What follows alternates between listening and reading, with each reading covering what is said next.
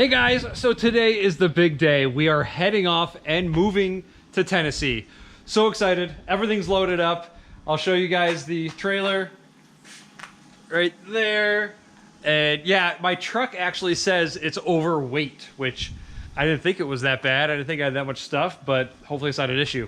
But anyways, in this video, I'm gonna tell you, I think it's like 8 or 9 things that you did not know about the 2022 Ford Lightning.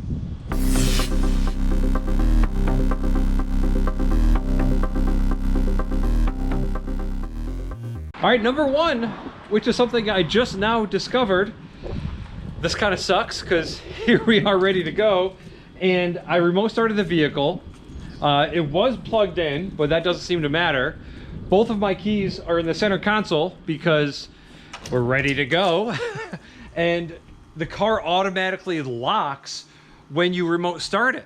And now it won't unlock. It won't unlock on the app for some reason. It just says unlock unavailable. I've tried turning off the remote starter and it still won't unlock. So I had to just call the roadside service thing that they offer. So hopefully they call me back quickly and they can unlock it remotely. But just be careful. That's number 1, is that if you, I guess, remote start your vehicle, it's gonna lock.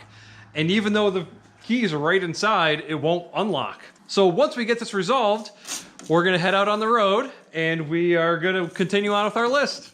All right, so this is my first time DC fast charging, but from what I hear, the car should automatically recognize the charging station, and the charging station should automatically recognize the car, or truck. I still keep saying car. Oh, these are stiff. Hold on a second.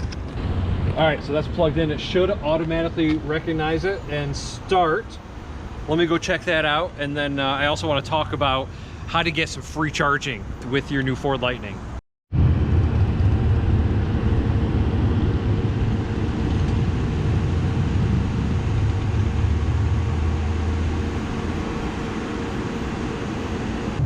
All right, I don't know if you could see that, but it was charging. It started on its own. I didn't have to do anything. So what you should know though, if you get one of these vehicles, is that before you leave, you wanna go to your Ford Pass app. In the top right-hand corner, you wanna go to Account. And then you scroll down and go to Connected Services. Tap on that. And then the very first option is Blue Oval Charge Network. When you purchase this vehicle, they give you 250 kilowatt hours for free that you could use at anything within the Blue Oval Charge Network, which includes the Electrify America charging stations. So that's free. That's pretty awesome. That'll cover a good road trip right there. Another way that you could maybe end up getting 250 kilowatt hours more is if you do have the Platinum or the Lariat with the range extending battery, they're gonna send you the Charge Station Pro for free with that vehicle. And I guess what they've been doing is sending it late.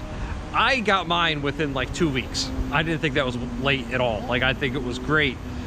But their apology for sending it that late, I guess, is to give you another 250 kilowatt hours. And I guess they're sending me $500 like Visa gift card or something. So pretty awesome. So that's 500 kilowatt hours free. A lot of road trips for now. At least our trip to Tennessee is going to be paid for from Ford. So thank you very much, Ford. I appreciate it. So that's number 2. I'm going to charge up here for a little while. And at the next stop, I'll tell you about number 3. All right, and tip number 3. This is super dangerous and very risky. You want to really make sure you are so careful, and I don't recommend that you do this. You can fold your mirrors in and you can get better range. Side view mirrors account for roughly 10% of aerodynamic drag. In theory, that could mean 10% more range. I am going through a pretty scary section with all of our stuff, but there's a lot of ups and downs here, and I really don't want to cut it too close. It was 137 miles to go, and I left with around 150, and being a brand new vehicle, I don't really know what that leaves me. I really don't know what 150 means with this vehicle yet. I have been doing 1.7 miles per kilowatt hour. And you can see right now with all these hills, I'm doing 1.5 with the cruise set at 60 and the mirrors folded in. So you know that it's pretty hilly through here. And I'm just hoping I get there because I've got my dog and my kid in the back seat and I don't want to be stranded. There were no other charging stations between the last one and the next one. So little tip that if you are in a bind and you are extremely careful, you can fold these in. I do have this on and this helps a ton. So I can watch back there. See, I see a black car coming. Hopefully it's not a cop actually. And then all of a sudden there he is. So that helps a lot, but this is very dangerous. Don't do it. I do not recommend it. If you have to make a sudden lane change or something, that could really not be good. All right, number 4, and this one I actually had to look up because I had a bit of an issue. My GPS on my display here was nowhere near lining up with where I actually was. It was a pain in the butt and I couldn't use the whole navigation because of it. And yes, I know, watch the road. I am. So this is a way to reset the display here. You push and hold this button, the volume down button, and then you push and hold the track forward button. You push them both at the same time, hold them for, I think for me it was only like 5 seconds, but maybe up to 10 seconds.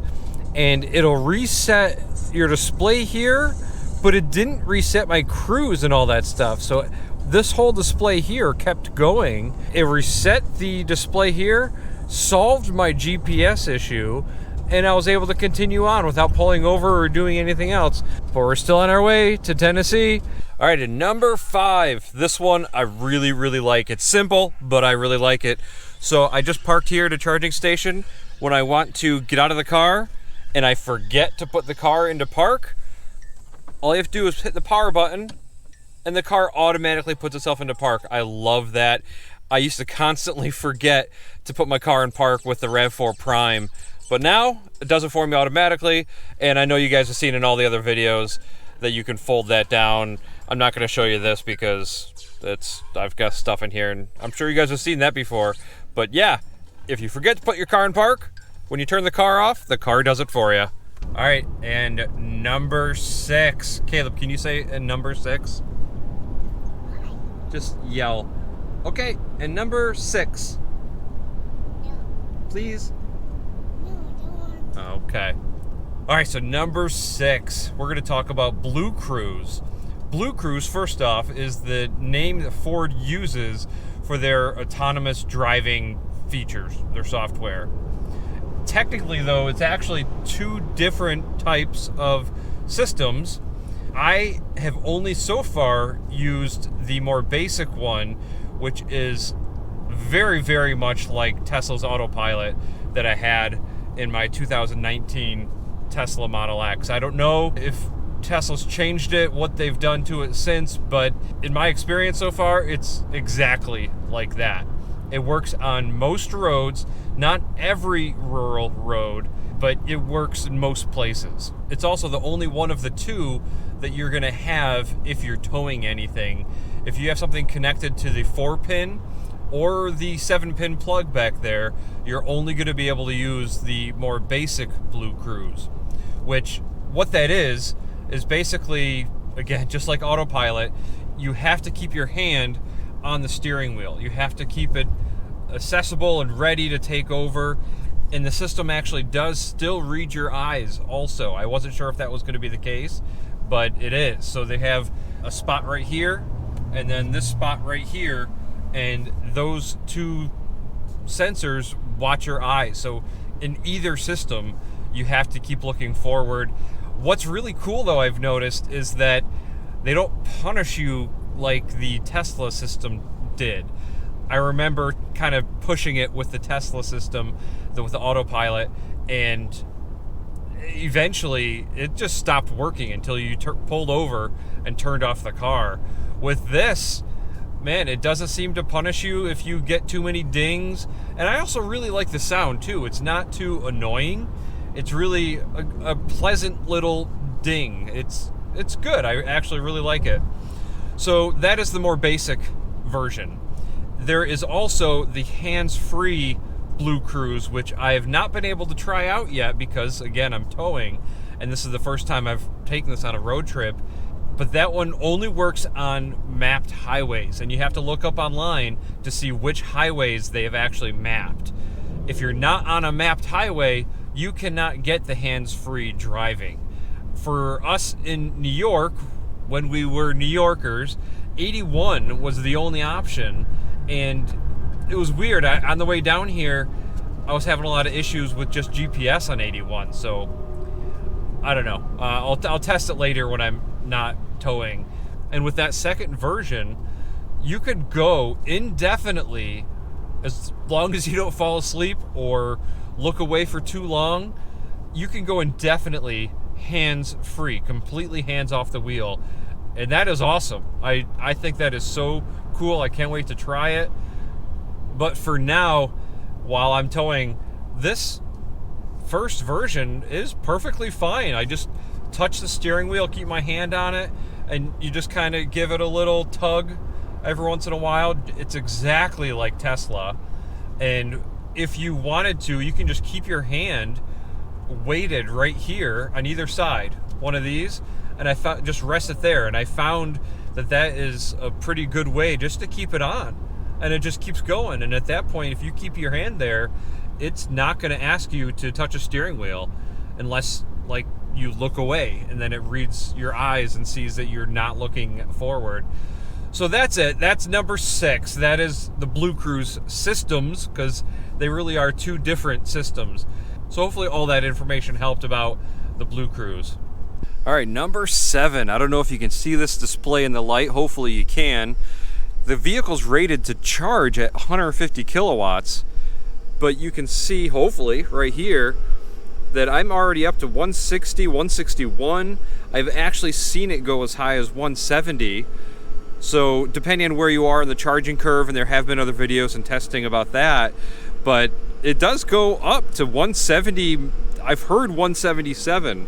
So in case you didn't know that about the vehicle, it does go higher than 150. And I really hope in the future that Ford will issue an over-the-air update to make it charge a little bit faster. I mean, 160, 170 is quite good, especially when I compare it to my wife's Bolt, which only gets about 49.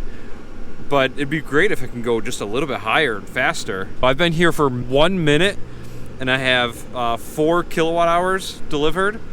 That is pretty awesome. So that's roughly, what, 7-ish miles, something like that, in a minute. Pretty great. All right, and for number 8, this one is the disappointing one that I really wish wasn't true, but you don't get much data. You get, like, basically no data with this car. It doesn't say the charging speed anywhere. It shows like a little bit right there of like when you're going to be 90% charged. You can set departure times and heating and cooling, but it doesn't show your charge speed. It's really not good compared to the Teslas. Tesla really gives you a lot of data. That's really nice. I just wish I had more. The only way to know your charge speed, literally the only way to know the charge speed, is by looking at the machine, by looking at the charging station. And even the percentage as you're driving down the road, it only shows you your estimated range, your guessometer miles. So that's disappointing too, because it doesn't even show your percentage. So what you have to do is you go to your cell phone, open the app, and you have to refresh it by pulling down, and it'll show you your charge level here and your distance to empty that the truck is estimating. Right now it's actually being slow, but if you're driving down the road, this is how you know your percentage level, unfortunately. And it's not even updating right here at the moment. So I really wish Ford would do a better job and kind of follow Tesla with that and give us more data on charging. It's not unusual, unfortunately, because Toyota didn't give much data either with my RAV4 EV or the RAV4 Prime. Yeah, so it's not totally unusual, but I really wish they would just do better. So that one's not really a positive one, but it's something that you should know about it before you buy one. Not that it's a deal breaker, it's just you have to know. And last but not least, this actually might not be the last one. As I drive it, maybe I'll discover some other stuff that you probably didn't know about this vehicle.